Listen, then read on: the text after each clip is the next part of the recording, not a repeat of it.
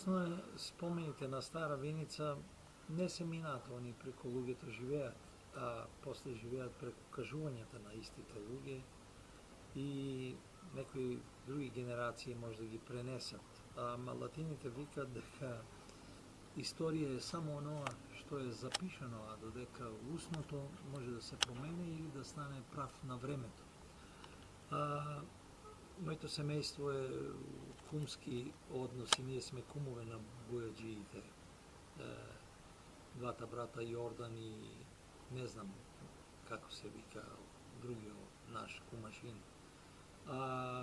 Едниот од браќите ги има повеќе детно семејство. Тоа е Мијалче Укочани Бојаджиски, Благој Бојаджиски, Киро Бојаджиски, Дичо Бојаджиски, една сестра има, Марионка. Меѓутоа, јас ги знам добро троицата.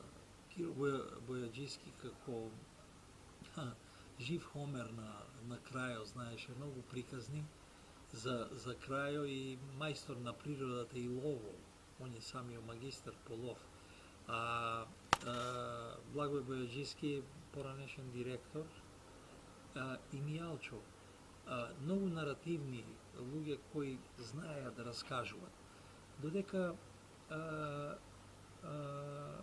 Благој Бојаджиски беше потих од другите браќа. И од Мијалче, најстарио, и од Киро, кој е контактибилен, думежлив, знаеше да прави конекции, врски. И еднаш кога се враќав покрај од горе, од стариот плоштад кон станот кога одев, и се сретнаме со Благој Бојаджиски, како он постар доста од мене, бидејќи јас сум малку постар од неговиот син, Владе, додуше сеќавам се и на свадбата на него и на Роза Мирчева. Но што е интересно за тај ден, таа средба? И вика, една сторија, една приказна, ќе ти кажам вистинска, која татко ми ја кажувал. Кажи, викам, кумашине, и он почна вика. Негде 21 година или 22, овие немирни терени на нашето поднебие помеѓу Бугарија и тогашна кралевина Југославија, тоа е додуше и Комитското царство, овај терен на Тодор Александров. Тодор Александров е школски другар на мојот дедо Ѓорги у педагогическата българска гимназија у тоа време у Турско у Скопје. И тамо е интересно дека е Христо Матов, еден голем илинденски деец, бил нив професор. И они се нивни васпитаници всушност.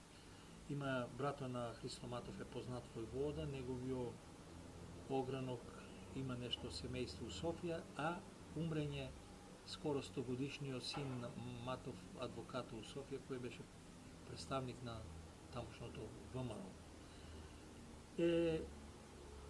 Зборо ми е да го кажам, она што ми го кажа Благој Бојаджиски, нашата кафана е била на центаро у тоа време, елитна, модерна, лош израз земах, него знаменита кафана на Пазариште. И две гостински соби е имало тие позади на кафаната. Во тоа време доаѓа некој пограничен висок официр, полковник српски од Кралевина Југославија, и додека го сместат на терено или постојано живеалиште му најдат, неколку дена престојувал у таа гостинска соба. И мојот дедо еден ден како домакин да се каче да виде како е, да не требе нешто, има што да виде. Отвара ја вратата и гледа, леже у кревето, не се сеќавам на името, он ми го кажа, кумашино Благој, името на офицерот. Леже смрзнат, а Тодор Александров седе до него со нож у рака. И мојот дедо шокиран, а меѓу време историјата која се разјаснува покасно, Тодор Александров се крие под кревето и го чека него да дојде, знае дека ќе одмара, а тоа е сред бел ден, со милициски станици, полициски станици, таква храброст на еден војвода, водач на едно револуционарно движение, али не е презало и од директни судири на физички обрачуни. Мојот дедо, бидејќи добро се знаат, вика, трга се од тамо и право оде кај црквишче, кај кумашино Бојаджиски.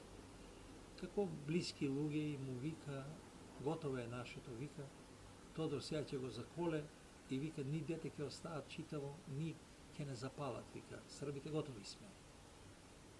Но Тодор Александров не го убива тај офицер, само му е зборувал нешто.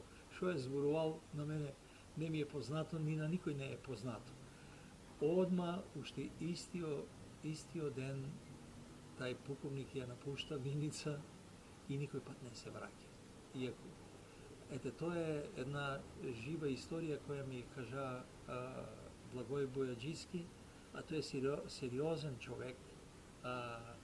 Сериозен човек е и тие многу добро ги знаеа старите спомени од минатото на градот, и неговите браќи и самиот тој.